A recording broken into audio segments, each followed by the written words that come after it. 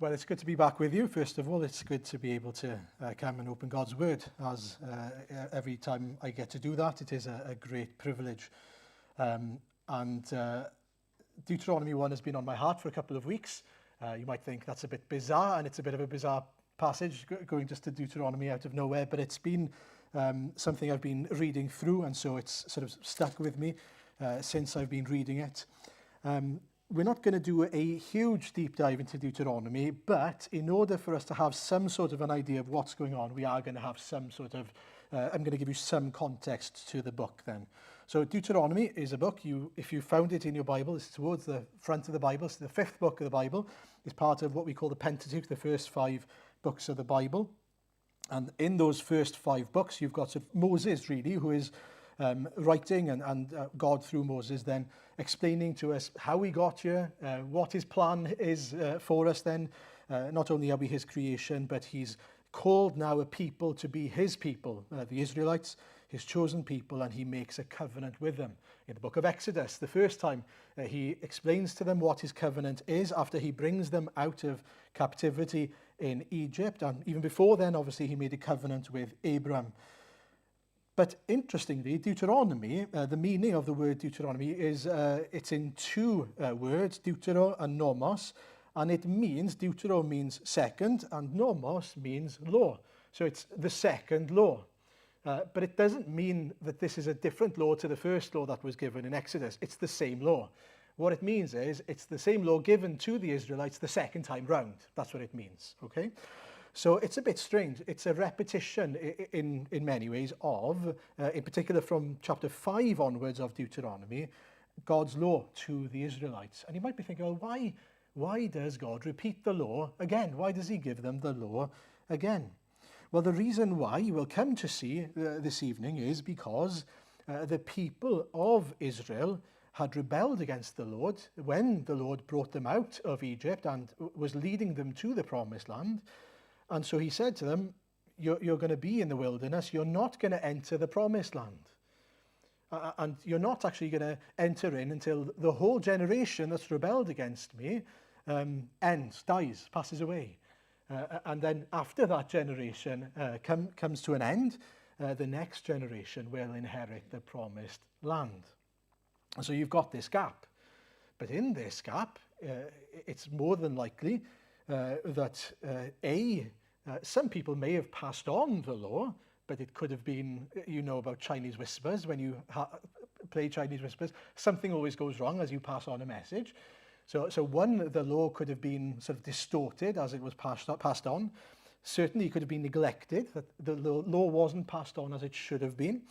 Remember, they didn't have Bibles, books, actual books, individual books at the time. And so this is God, through Moses, giving the Israelites, the new generation, a refresher course, if you like, in order to remind them, and perhaps even for the first time, to teach them, this new generation, this is what the Lord has promised you as a people. This is what the Lord is calling you to as a people. And this is what his law is for you as a people.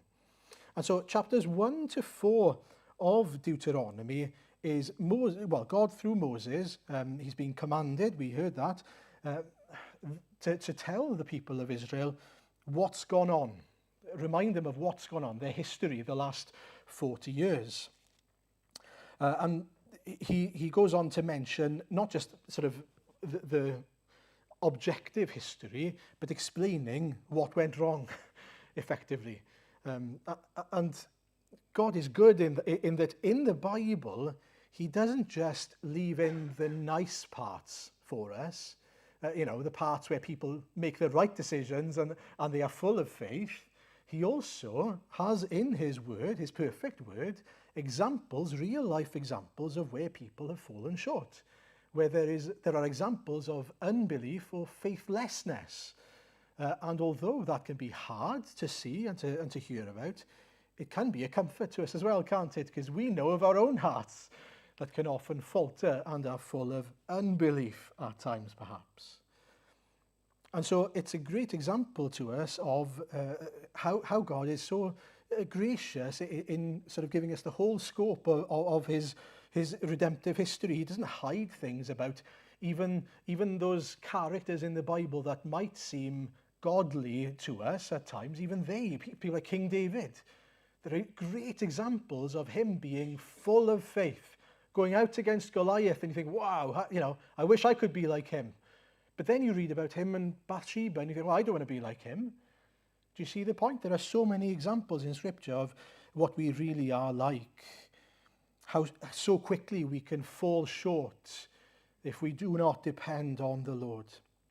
And this is an example for us then of the people of Israel, and it was an example given to the next generation. Learn from the previous generation. Learn from the mistakes of your fathers, of your forefathers. And then, as they were being prepared to learn from their mistakes, from chapters 5 onwards of Deuteronomy, what you've got is the law re-explained, if you like, refreshed in their minds, so that when they entered into the promised land, they knew how to live. They knew what it meant to be God's people. And I'll come to that later on. So the first thing Moses says to them is, look, just so you know, we've reached Kadesh Barnea. There's an example here of the journey the Israelites took. Okay, this is the journey. And we've read about this story. Moses takes them back to Horeb, if you can see it. It's right down at the south, where God gave them the law the first time. It is a bit small, I'm sorry for some of you. But he gave them the law, and then it was an 11-day journey, it says, up to Kadesh Barnea, right? And they go up there, and what you notice is there, Moses reminds this new generation, we got there, and then God told them, right, it's time for you now to go and fight against the Amorites. Okay? Simple. Plain as day. If you want to follow along now, verse 6 in particular. The Lord your God said to us at Horeb, you have stayed long enough at this mountain. Break camp and advance into the hill country of the Amorites. Go to the neighbouring peoples in the Arabah, in the mountains, in the western foothills, in the Negev, and along the coast, to the land of the Canaanites, and to Lebanon, as far as the great river, the Euphrates. See, I have given you this land. Go in and take possession of the land the Lord swore he would give to your fathers, to Abraham, Isaac, and Jacob, and to their descendants after them. So that is what God instructs them to do. Now, between that then, a passage we didn't read about was, at that time, Moses turns around to them and says, look, I'm struggling here as the only leader in Israel, of the Israelites, to keep carrying you. So he sets in place, if you like, different leaders to help lead along the people of Israel. Jump with me then to verse 19. They say, it starts off great, doesn't it? Then as the Lord our God commanded us, we set out from Horeb and went towards the hill country of the Amorites, through all that vast and dreadful wilderness that you have seen. And so we reached Kadesh Barnea. They are so close, right? We've reached the hill country of the Amorites, which the Lord your God is giving us. See, the Lord your God has given you the land. Go up and take possession of it, as the Lord, the God of your ancestors, told you. Do not be afraid. Do not be discouraged. So, how do the people respond? Do they go? If someone tells you, right, I've bought you a house, it's a mansion, it's got a swimming pool, it's got whatever you want to have, hot tub, sauna, whatever you like, right? A triple garage for classic cars and motorbikes, whatever you're interested in, right? You think of your dream house. I'm giving you this house. All you've got to do is go there and get it. I would hope you would go and get it. You'd go straight away. But that's not what the Israelites do. What they do is they say, how about this? Let's send some spies to see what's going on there. To see what's going on in the land of the Amorites. To see how we'll get there and so on. So Moses agrees that this is a good idea, interestingly. And so he sends 12 men, one from each tribe, and they go and they explore. But it's not a good idea. It's not a good idea. It's a bad idea. Because what it reflects is unbelief. an unwillingness to trust that what the Lord has said is true. Rather than going and simply experiencing and receiving what God had given them, they decide, no, we need to find out for ourselves. We'll test the waters beforehand to see whether what God says is true. And so they get a report back about two things, about the land, about the produce, if you like, and about the people. Two things. And as they come back, they go, oh, turns out God was telling the truth. Surprise, surprise. The land is great. It's full of wonderful things. It's a great place to be. It's fantastic.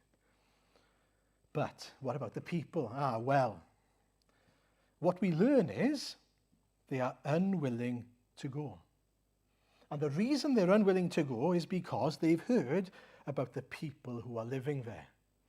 They've heard that these people are giants and that the infrastructure there, the walls and the things they've built there are so impressive. And there are even Anakites there. Can you believe it? Anakites, everyone? They were known as these gigantic people.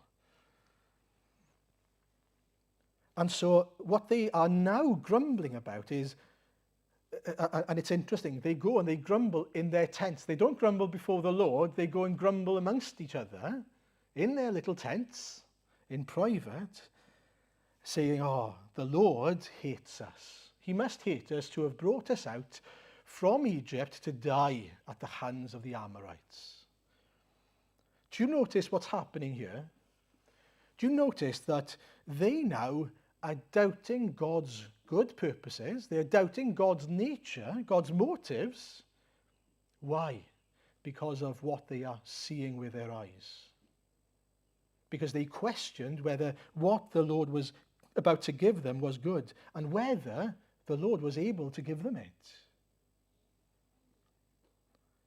Mercifully, look at verses 29 onwards, mercifully, despite the fact that they've said all that, Moses says, verse 29 onwards, do not be terrified. Do not be afraid of them. The Lord your God, who is going before you, will fight for you, as he did for you in Egypt before your very eyes and in the wilderness. There you saw how the Lord your God carried you, as a father carries his son, all the way you went until you reached this place. And so what Moses does, or what the Lord does through Moses, is says, you don't need to worry about the enemy, because you're not going to win because you're stronger than them. You're going to win because the Lord is going to go before you, in front of you. And he's the one that's going to fight for you. God isn't asking you to fight. He's asking you to trust in him to fight for you, just like he's done before. And what he does is he reminds them of God's faithfulness in the past.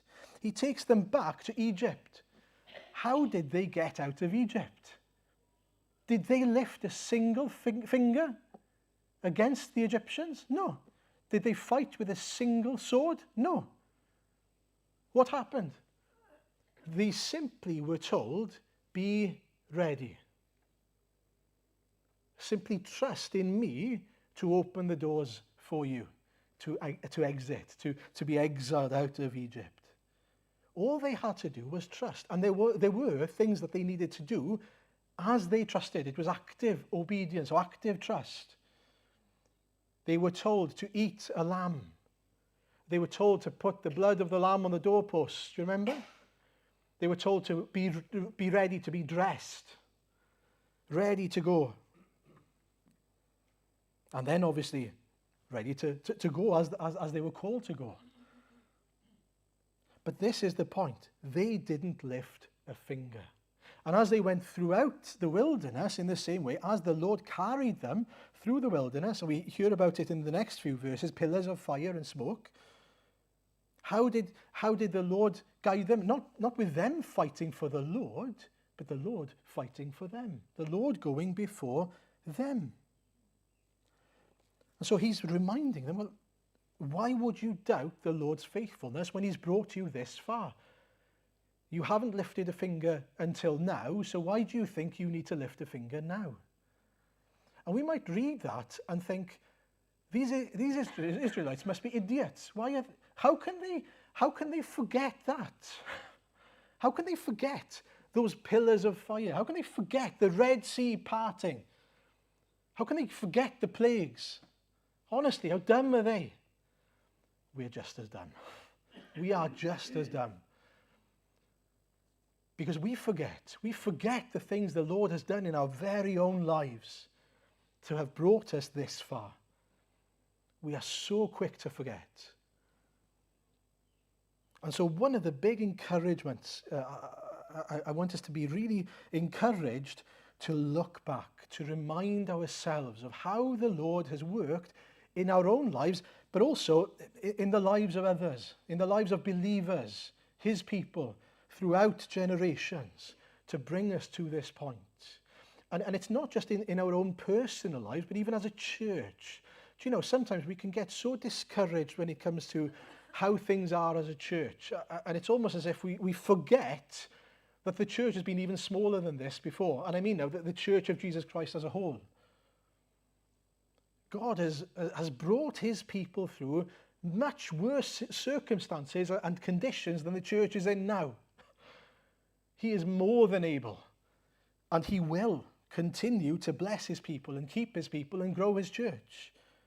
He is never out of control. He is never at a point where, things are about to go into calamity and chaos. Now, it might seem like that to us, and circumstances might make it seem as if we're against the Amorites and the Anakites, but we need to remember who's in charge here. We need to remember who is going before us. We need to remember who fights for us in every circumstance. It's the Lord, not me. And so he was calling on his people to trust that the Lord would deliver, that the Lord would go before them, that the Lord would fight for them. But I'm sorry to tell you, they didn't listen to Moses and the Lord through Moses.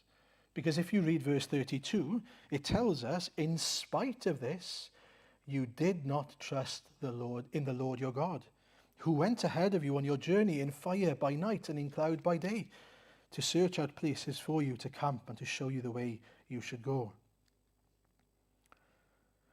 The amazing thing is that they didn't listen, even though they were reminded of God's faithfulness to them. That can happen to us as well. We need to be careful and pray that we would learn from their mistakes. Interestingly, we come to hear, as we read on, that when they realized that the Lord was angry with them, they realized the mistake they had made, and the consequences were so severe.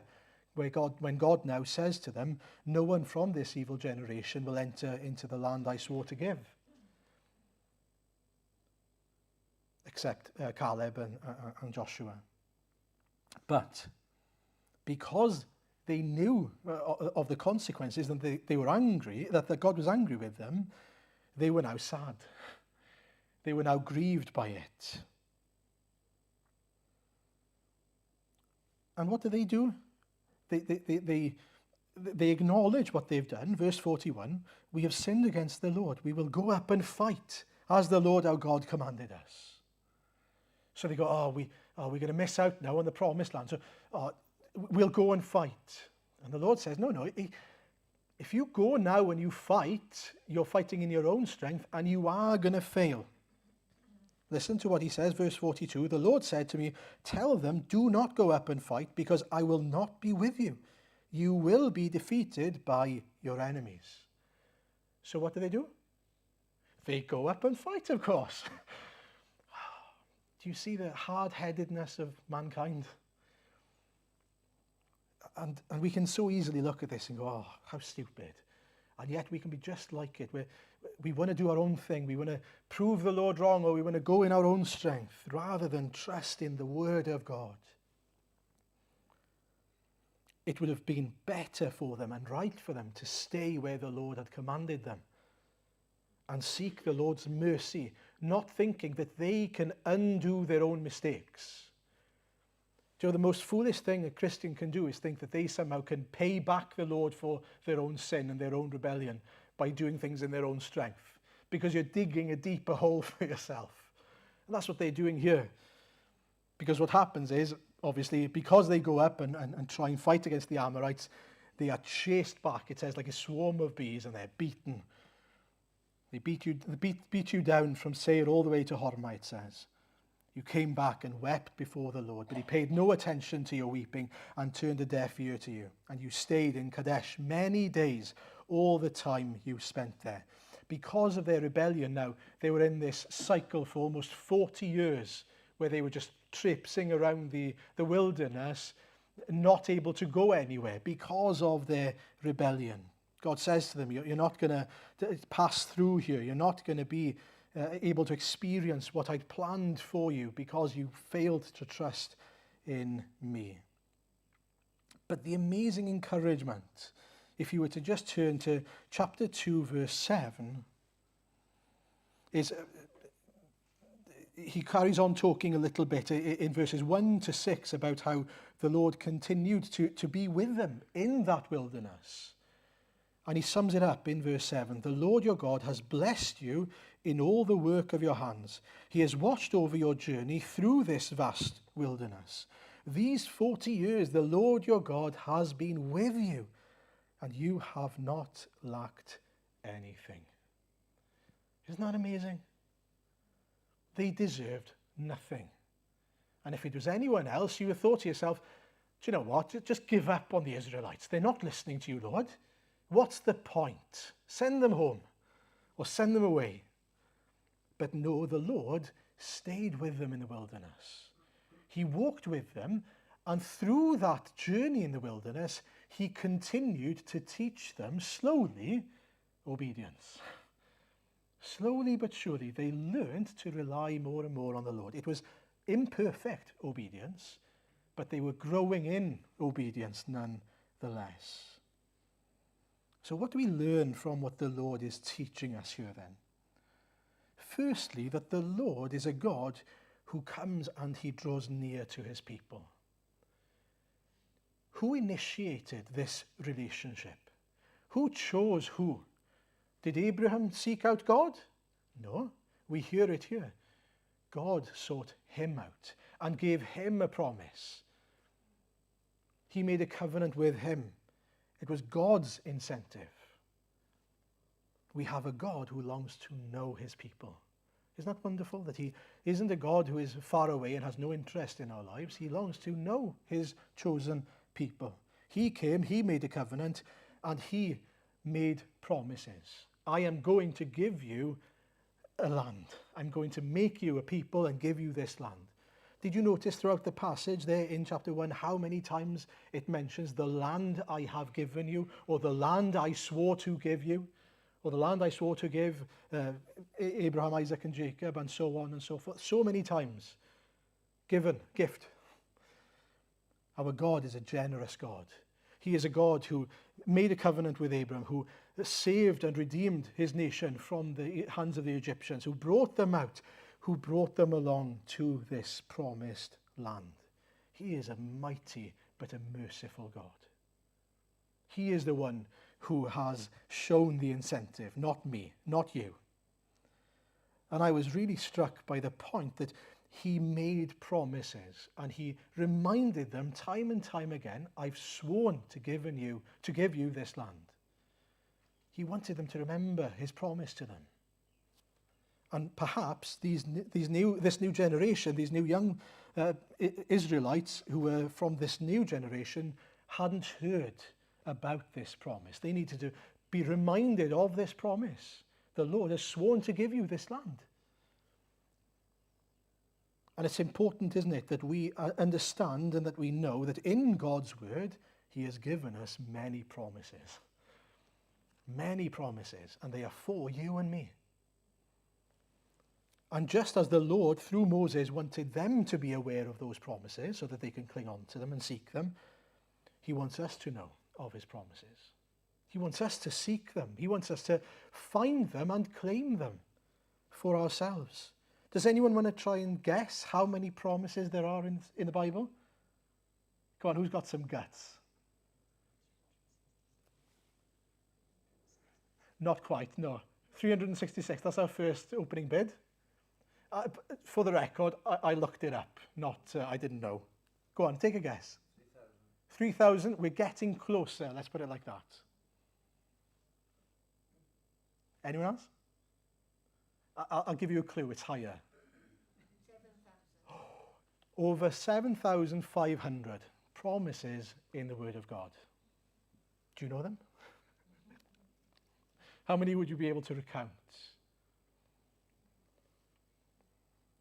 And you know, the encouragement there is, they are there for you.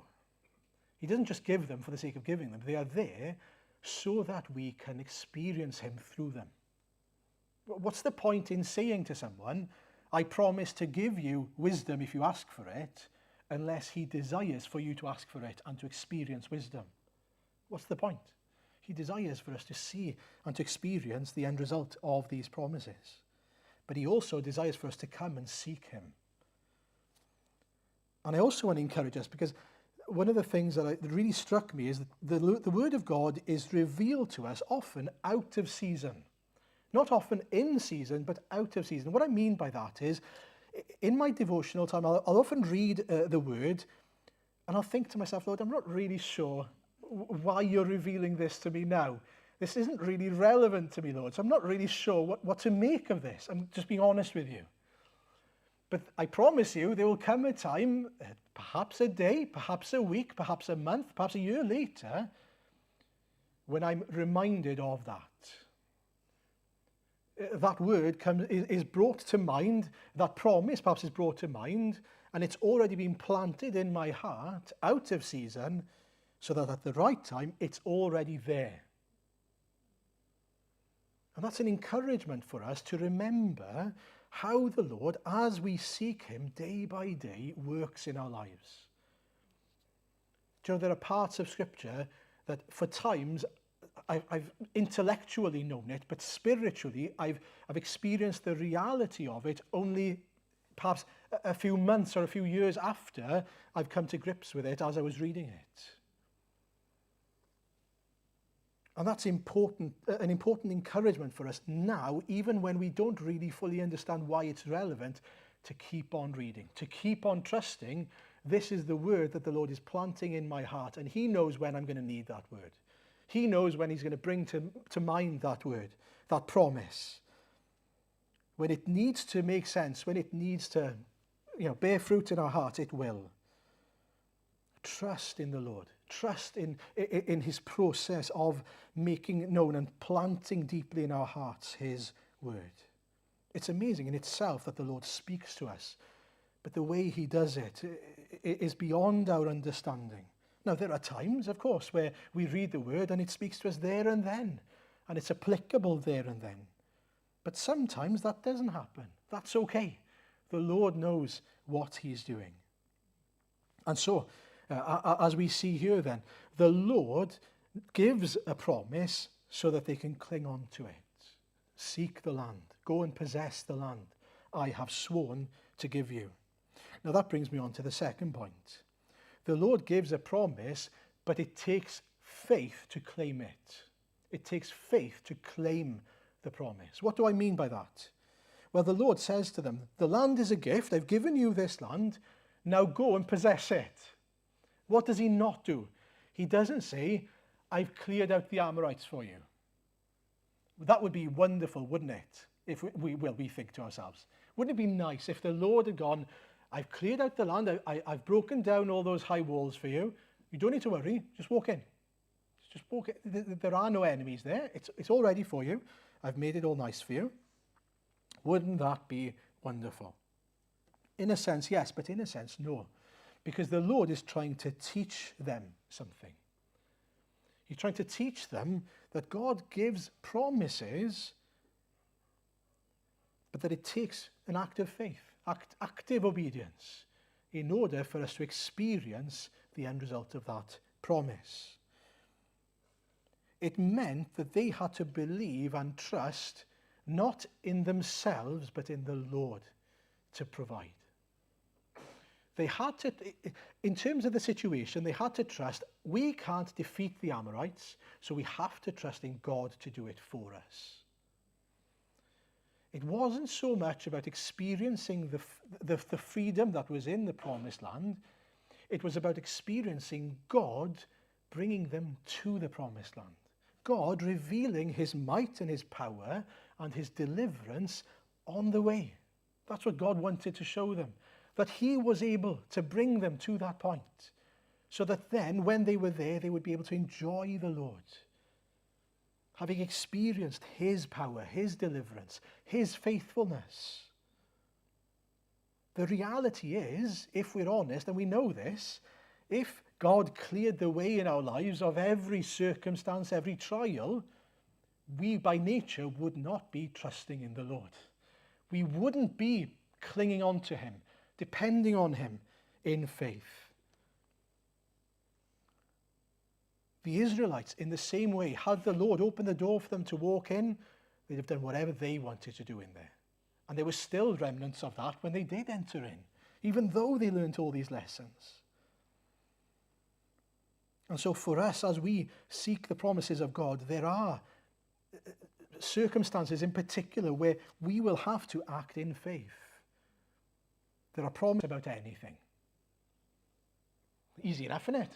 Don't be anxious. There we are. But he doesn't just say that. He also says, I'll give you peace that transcends all understanding.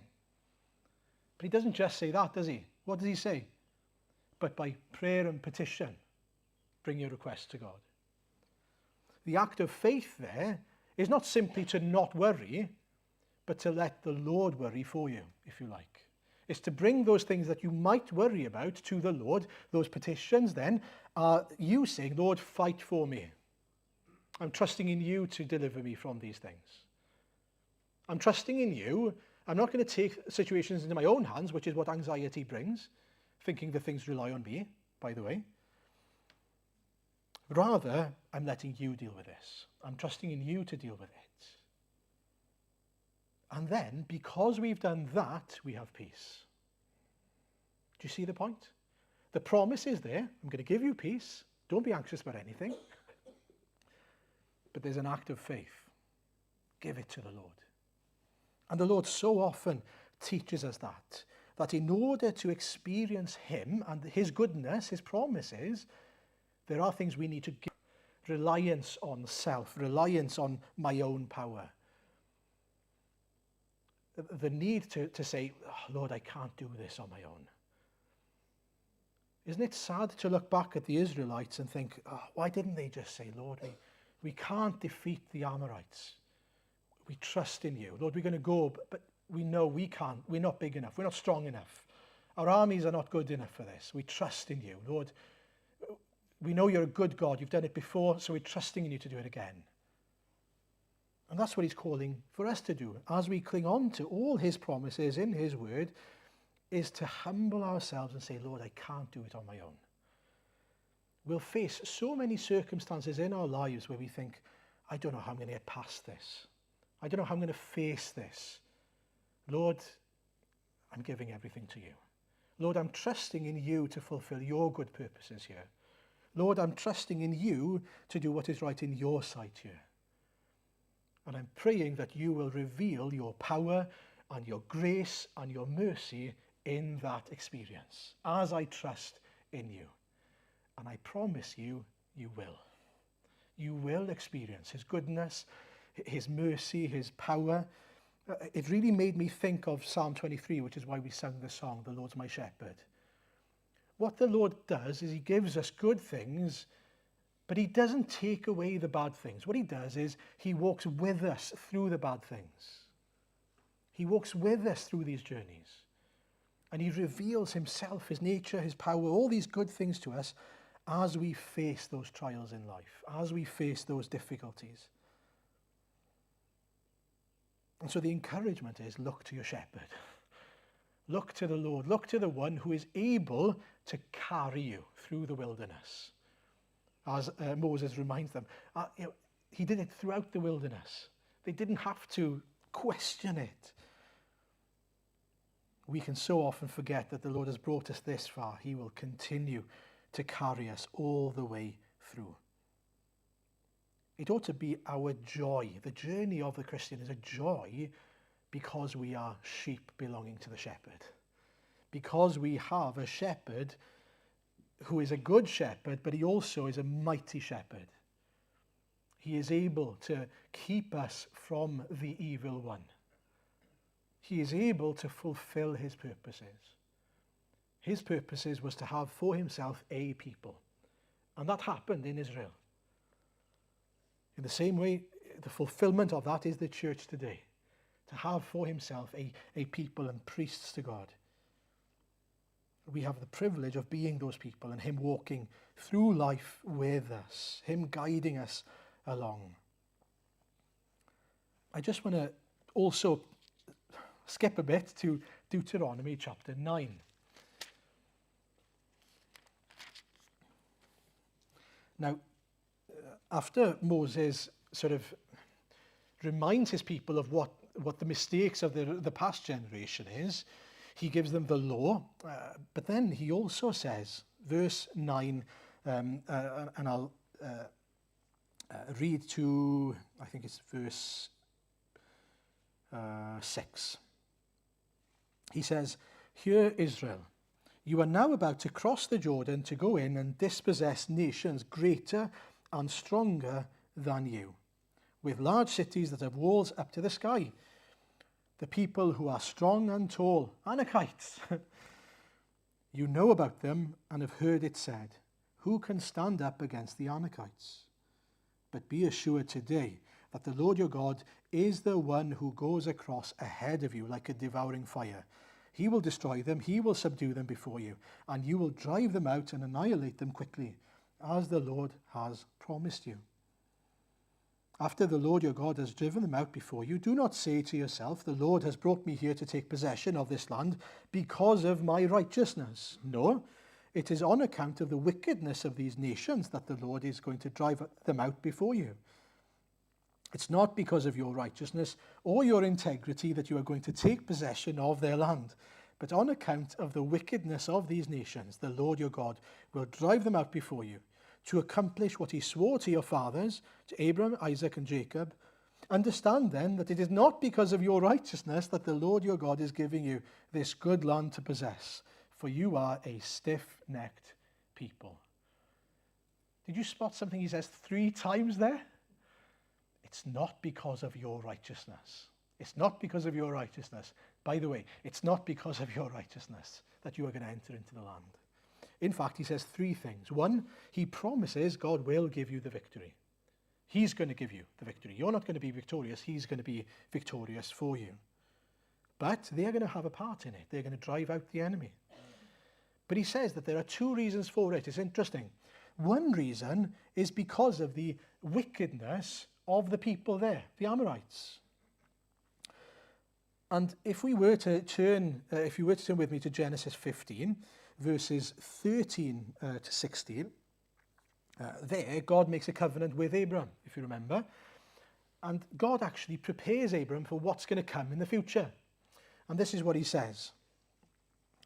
"Know for certain that for 400 years your descendants will be strangers in a country not their own, and that they will be enslaved and mistreated there. But I will punish the nation they serve as slaves, and afterward they will come out with great possessions. You, however, will go to your ancestors in peace and be buried at a good old age. In the 4th generation, your descendants will come back here, for the sin of the Amorites has not yet reached its full measure." The same people, but it's interesting that what God is saying here is that he, at this moment in time, he's saying they haven't reached it, their sin hasn't reached its full measure yet.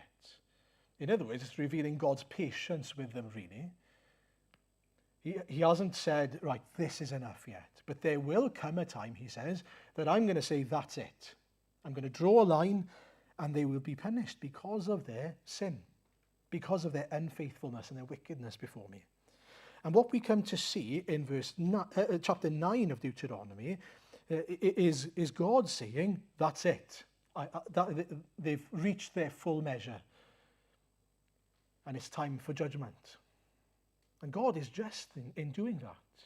God is just in saying, look, I've given them opportunities to turn, I've given them opportunities to repent, but they haven't. That's it. I've had enough of their wickedness. But make no mistake, the Israelites do not receive the promised land because they deserve it. Moses tells them 3 times to really hammer home.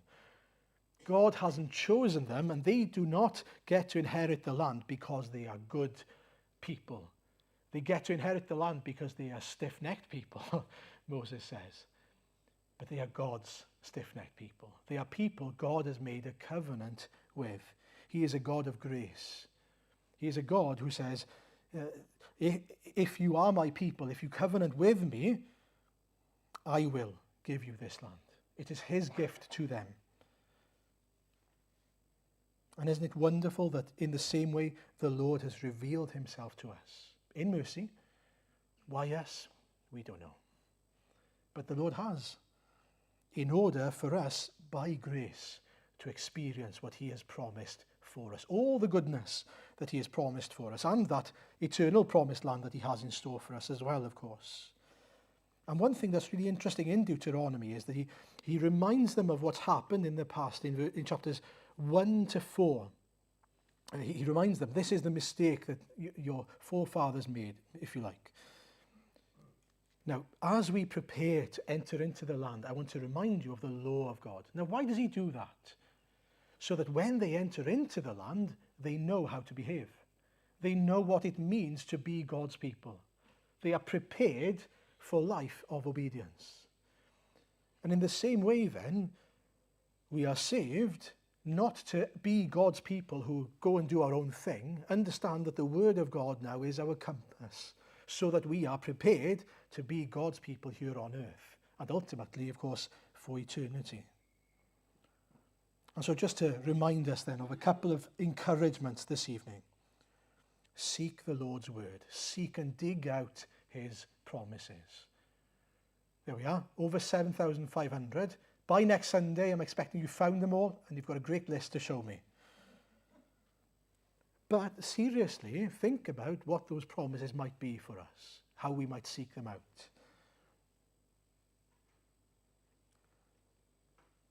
Moses was told how valuable the promises of God were, with this promise of a land for them to dwell in as God's people. And he wanted them to, the people of Israel, to know about it. What I forgot to say, actually, Moses was going to die soon. He wasn't going to enter into the land. And so his parting words were, don't forget the promises of God and don't forget the law of God.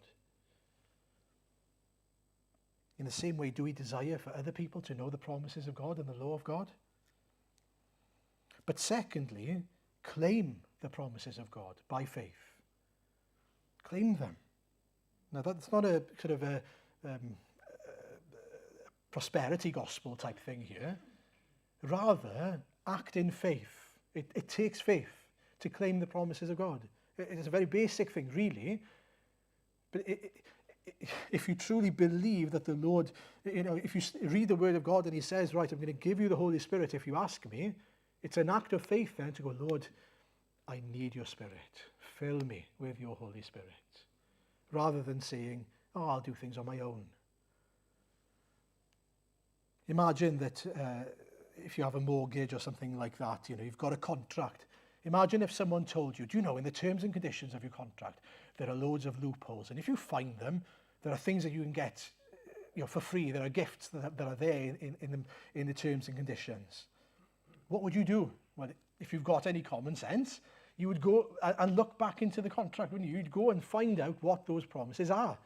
And then what would you do? Well, hopefully you'd ring up the mortgage company and say, hang on, in the terms and conditions here it says, if I ask you, you'll reduce the interest from, 5% interest to 0% interest. Will you? And they go, yeah, oh great, thank you. It would be foolish, wouldn't it, to know of the promise, to know of that term, and to not seek it out, not to claim it. In the same way, it's foolishness to not seek the word of God, to not seek the promises of God, but even more foolish not to claim them for ourselves, to seek the Lord for them. Thirdly, are we a people who are shaped by the word of God?